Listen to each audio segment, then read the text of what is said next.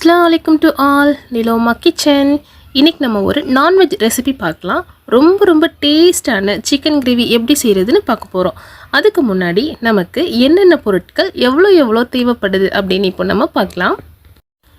Chicken 1 kilo, வெங்காயம் பெரிய சைஸாக இருந்தால் 1 வெங்காயம், மீடியம் சைஸாக இருந்தால் 2 வெங்காயம், தக்காளி மீடியம் சைஸாக இருந்தால் 3, பெரிய சைஸாக இருக்குது அப்படின்னா ஒரு 2 தக்காளி போதும், பச்சை மிளகாய் 2, ஆயில் வந்து 100 ml எடுத்துக்கோங்க. ப்ளஸ் நெய் தேவைப்படுறவங்க 50 ml ஆட் பண்ணிக்கலாம். நெய் வேண்டாம் அப்படின்னா ஆயில் மட்டும் யூஸ் பண்ணிக்கலாம்.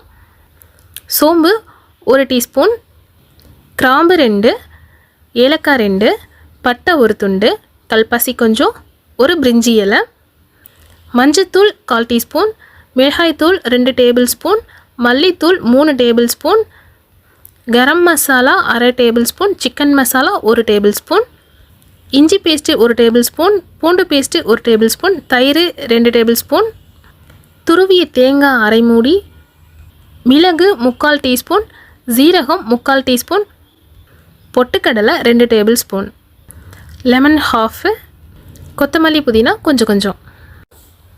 ஒரு பேனை அடுப்பில் எடுத்து வச்சுப்போம். அது கொஞ்சம் ஹீட் ஆனதும் சீரகம், சோம்பு, மிளகு, பொட்டுக்கடலை எல்லாத்தையும் வந்து பேனுக்குள்ளே தூக்கி போட்டுடுவோம். இவங்க 4 பேரும் கொஞ்சம் ஹீட் ஆனதும் துருவி வச்சுருக்க அரை மூடி தேங்காவை தூக்கி சூடான 4 பேர்த்துக்கு துணையாக 5வது ஆளாக இந்த தேங்காவை தூக்கி உள்ளார சேர்த்துக்குவோம். இந்த 5 பேரும் நல்ல சூட்டில் டயர்ட் ஆனதும் கொஞ்சம் அவங்கள கூல் ஆக்கிறதுக்கு ஒரு பிளேட்டுக்கு ட்ரான்ஸ்ஃபர் பண்ணிக்குவோம். பாவம் பேனில் ஹீட் ஆனவங்களுக்கு ஃபேன் காற்றுல கொஞ்சம் ஆற வைக்கிறதுக்கு ஓரமாக வச்சுடுவோம். அடுத்து குக்கர் வந்து ஹீட் பண்ணிக்குவோம். குக்கர் ஹீட் ஆனதும் எடுத்து வச்ச ஆயிலையும் நெய்யையும் நம்ம ஆட் பண்ணிக்கலாம். ஆயில் வந்து ஹீட் ஆனதும் தாளிப்புக்கு எடுத்து வச்சோம் இல்லையா, இந்த 1/4 டீஸ்பூன் சோம்பு, அந்த சோம்பு, கிராம்பு, ஏலக்காய், பட்டை, கல்பாசி, பிரிஞ்சி இலை எல்லாம் போட்டு கொஞ்சம் அவங்க எல்லாரும் கடுகடுன்னு புரிஞ்சதும் வெங்காயம், பச்சை மிளகாய் இவங்க 2 பேரையும் அவங்களோட போட்டு 2 கிண்டி விடலாம். நம்ம கிண்டில் அவங்க வதங்கிடுவாங்க. வதங்கினதுக்கு பிறகு நறுக்கி வச்சுருக்கோம் இல்லையா தக்காளி, அதில் ஒரு தக்காளி அளவுக்கு மட்டும் எடுத்து இவங்க கூட அவங்கள ஆட் பண்ணிக்கலாம்.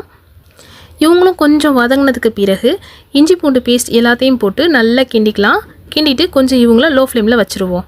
அதுக்கு இடையில் வந்து நம்ம வந்து ஓரமாக காற்று வாங்கட்டும்னு வச்ச எல்லாரையும் ஜாருக்குள்ளே வந்து ஆட் பண்ணிக்குவோம். அவங்க கூட பேலன்ஸ் நம்ம 2 தக்காளி நறுக்கி வச்சுருக்கோம் இல்லையா, அந்த 2 தக்காளி இவங்க கூட உள்ளே கொட்டி முழுசாக இருந்த எல்லாரையும் பேஸ்ட்டாக வந்து அரைச்சிக்குவோம்.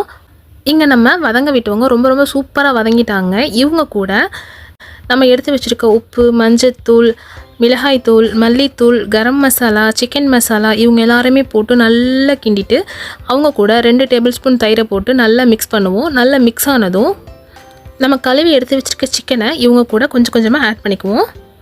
வெள்ளையாக இருந்த சிக்கன் இவங்க கூட போடவும் ஒரு நல்ல கலர்ஃபுல்லாக ஆகிட்டாங்க.